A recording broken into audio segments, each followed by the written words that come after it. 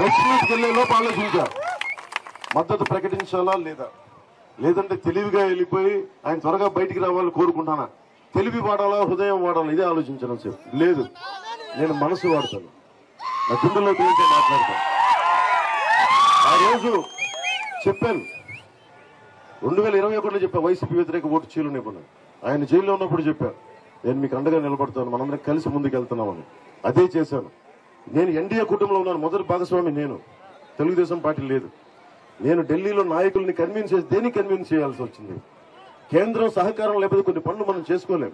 మన నీటి ప్రాజెక్టులు ఆగిపోయినాయి, వాళ్ళు కూర్చోబెట్టి రివర్స్ టెండరింగ్ అని చెప్పి రకరకాల పిచ్చి పనులు చేశాడు జగన్. ఇవన్నీ మనం తిరిగి స్టార్ట్ చేసుకోవాలంటే కేంద్ర సహకారం లేకపోతే ఏ పనులు అవ్వం. నరేంద్ర మోదీ గారికి నేను వివరించాను, అమిత్ షా గారికి వివరించాను, నడ్డా గారికి, జాతీయ స్థాయి నాయకులందరికీ వివరించి మీరు రావాలి, మీరు మీ బ్లెస్సింగ్స్ కావాలి, మీ ఆశీర్వాదం కావాలి, కలిసి వెళ్తామంటే అందరూ వచ్చి మనస్ఫూర్తిగా ఈ రోజున అండగా నిలబడ్డారు. ఈ రోజున మనం చాలా బలంగా తీసుకెళ్దాం. మన కూటమి మీ దృష్టికి తీసుకొస్తున్నాం. మన కూటమి చాలా బలంగా ప్రభుత్వాన్ని ఏర్పాటు చేస్తున్నాం. వైసీపీ ఓడిపోతుంది, వైసీపీ అవినీతి కూటమిని బదులు పట్టేస్తున్నాం. ఇందాక దారిలో మన యువత ఆ ఫ్యాన్ ని బైక్ కట్టుకుని ఈడ్చుకుని వస్తా ఉన్నారు. 2 రెక్కలు దిగిపోయి ఉన్న ఒక్క రెక్కల్ని ఆ ఒక్క రెక్కని పట్టుకొని తీసుకొస్తున్నారు.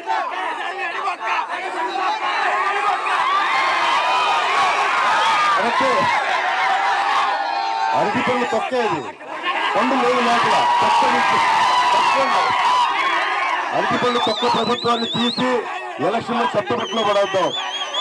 మన కూటమి తెలుగుదేశం, జనసేన, భారతీయ జనతా పార్టీ ప్రభుత్వ కూటమిని మనకి స్థాపించుకుందాం. నేను ఒక్కొక్క తెలుగుదేశం నాయకులను అడుగుతున్నా, మీరు నాకు సహకారం ఇవ్వండి.